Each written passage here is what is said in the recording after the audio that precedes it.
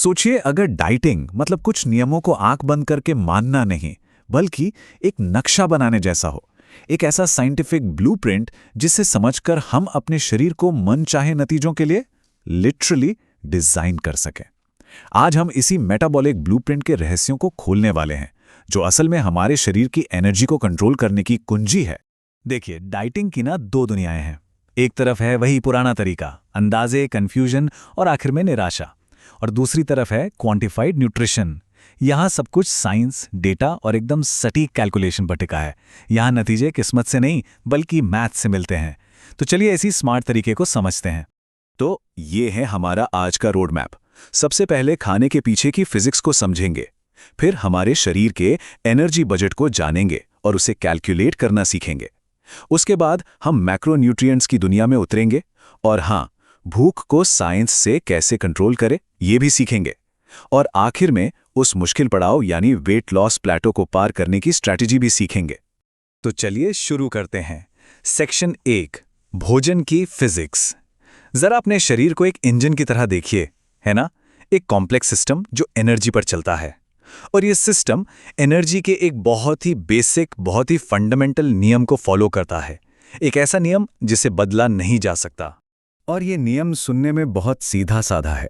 Energy को ना तो बनाया जा सकता है, ना ही खत्म किया जा सकता है, बस उसका रूप बदलता है।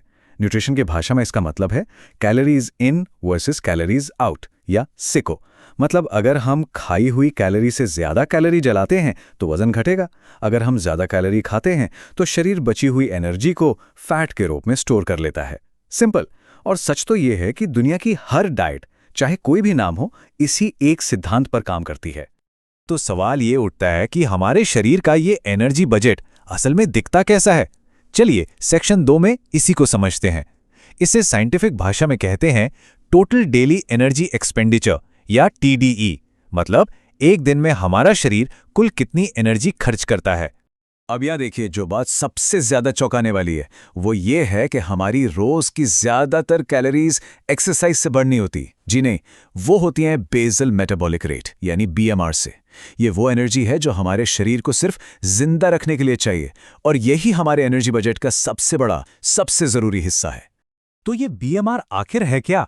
सोचिए, ये वो कम से कम एनर्जी है जो शरीर को सिर्फ चलान नहीं, जिंदा रखने के लिए चाहिए, भले ही हम पूरे दिन बिस्तर पर ही क्यों ना लेटे रहें। हमारी सांस, दिल की धड़कन, हमारे अंदरूनी अंगों को चलाने का जो खर्चा है ना, बस वही है BMR। ये हमारे मेटाबॉलिज्म की नींव है जिस पर बाकी सब कुछ बनता है। सेक्शन 3। तो अब सवाल यह है कि हम इस मेटाबॉलिक नींव को, इस बेसलाइन को एकदम सटीक तरीके से कैलकुलेट कैसे करें। अच्छी खबर यह है कि अब हमें अंदाजा लगाने की कोई जरूरत नहीं है। साइंस हमें पुराने तरीकों से बहुत आगे ले आया है और अब हमारे पास कुछ बहुत ही सटीक फॉर्मूले हैं। और आज के समय में मिफ्लिन सेंट जियोर इक्वेशन को गोल्ड स्टैंडर्ड माना जाता है। हाँ, मानता हूं देखने में थोड़ा कॉम्प्लेक्स लग सकता है, लेकिन यह बस सिंपल मैथ्स है।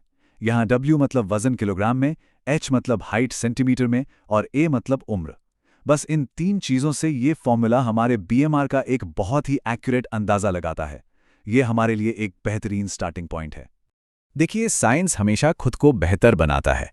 कई दशकों तक 1919 वाला हैरिस बेनेडिक्ट फॉर्मूला ही स्टैंडर्ड माना जाता था, लेकिन फिर 1990 में आया मिफ्लिन सेंट जियोर इक्वेशन, और उसने ये साबित कर दिया कि हमारी आज की जो लाइफस्टाइल है, जो ज्यादा एक्टिव नहीं है, उसके हिसाब से पुराने फॉर्मूले अब उतने सटीक नहीं रहे। और ये कोई छोटा मोटा अंतर नहीं है। स्टडीज बताती हैं कि पुराना हैरिस बेनेडिक्ट फॉर्मूला BMR को 36% तक ज्यादा बता सकता है। सोचिए, 36%। सही फॉर्मूला इस्तेमाल करना एक सटीक प्लान बनाने और सिर्फ अंदाजा लगाने के बीच का फर्क है। सेक्शन 4। तो अभी तक हमने बात की कि कितनी कैलोरीज चाहिए। अब सवाल है कि ये कैलोरीज कहां से आनी चाहिए। यहीं पर मैदान में आते हैं हमारे खाने के 3 मेन प्लेयर्स, प्रोटीन, कार्बोहाइड्रेट्स और फैट, जिन्हें हम मैक्रोन्यूट्रिएंट्स या मैक्रोस कहते हैं। ये स्लाइड एक बहुत ही मजेदार बात बताती है। देखिए, हर खाने को पचाने में शरीर की एनर्जी लगती है ना? लेकिन प्रोटीन को पचाने में सबसे ज्यादा एनर्जी लगती है। मतलब प्रोटीन से मिलने वाली कैलोरीज का लगभग 20 से 30% हिस्सा तो सिर्फ उसे पचाने में ही खर्च हो जाता है। ये एक तरह का मेटाबॉलिक बोनस है जो हमें प्रोटीन से मिलता है, और इसीलिए प्रोटीन इतना इतना जरूरी है। ये सिर्फ कैलोरी डेफिसिट में हमारी मसल्स को ही नहीं बचाता, बल्कि ये सभी मैक्रोज में सबसे ज्यादा पेट भरा होने का एहसास कराता है। मतलब भूख कम लगती है, और जब भूख कंट्रोल में हो तो डाइट पर टिके रहना कहीं ज्यादा आसान हो जाता है। चलिए सेक्शन 5 पर आते हैं। किसी भी डाइट का सबसे बड़ा दुश्मन कौन है? भूख, है ना? लेकिन क्या हो अगर हम भूख को भी साइंस और डेटा से कंट्रोल कर सकें? इससे पहले कि हम आगे बढ़ें, एक सवाल है, क्या कोई अंदाजा लगा सकता है कि कौन सी आम सी खाने की चीज व्हाइट ब्रेड के मुकाबले 3 गुना से भी ज्यादा पेट भरती है? जवाब शायद आपको हैरान कर देगा। और जवाब है उबले हुए आलू। हाँ, बिल्कुल सही सुना। इस सटाइटी इंडेक्स के हिसाब से उबले हुए आलू का स्कोर है 323, जबकि एक क्रॉसों का स्कोर है सिर्फ 47। जरा फर्क देखिए। ये दिखाता है कि सही खाना चुनकर हम कम कैलोरी में भी पेट भरा हुआ महसूस कर सकते हैं। अच्छा, एक्यूरेसी की बात चली है, तो ये एक बहुत ही आम लेकिन बहुत बड़ी गलती है जो लोग करते हैं। खाने को पकाने के बाद उसका वजन पानी निकलने की वजह से बदल जाता है। जैसे 100 ग्राम कच्चा चिकन पकने के बाद करीब 75 ग्राम का रह जाता है, पर उसमें प्रोटीन तो उतना ही है। इसलिए सबसे सटीक तरीका यही है कि हमेशा खाने को कच्चा तौलें। और अब आखिरी सेक्शन 6। उस मुश्किल दौर का क्या करें जब वजन घटना अचानक रुक जाता है। हम इन वेट लॉस प्लाटो के पीछे का साइंस समझेंगे। ये तब होता है जब हमारा शरीर असल में हमसे लड़ना शुरू कर देता है। इस प्रोसेस को कहते हैं मेटाबॉलिक एडेप्टेशन। ये असल में हमारे शरीर का एक सर्वाइवल मैकेनिज्म है। जब शरीर को लगता है कि एनर्जी कम मिल रही है तो वो घबरा जाता है और एनर्जी बचाने के लिए अपने मेटाबॉलिज्म को स्लो कर देता है। ये बहुत फ्रस्ट्रेटिंग हो सकता है, पर ये किसी की गलती नहीं है। ये बस एक नॉर्मल बायोलॉजिकल रिएक्शन है। तो इससे बचें कैसे? मैटाडोर स्टडी जैसी रिसर्च एक बहुत स्मार्ट तरीका बताती है, डाइट ब्रेक्स। इसका मतलब ये है कि कुछ हफ्ते कैलोरी कम करने के बाद कुछ हफ्तों के लिए वापस मेंटेनेंस कैलोरीज पर आ जाएं।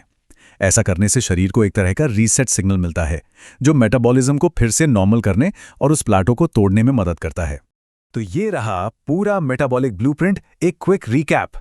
अपनी डाइट को CICO के नियम पर टिकाएं। मिफ्लिन सेंट जॉर फॉर्मूले से अपनी ज़रूरतें कैलकुलेट करें। प्रोटीन को प्राथमिकता दें। पेट भरने वाले स्मार्ट फूड्स चुनें।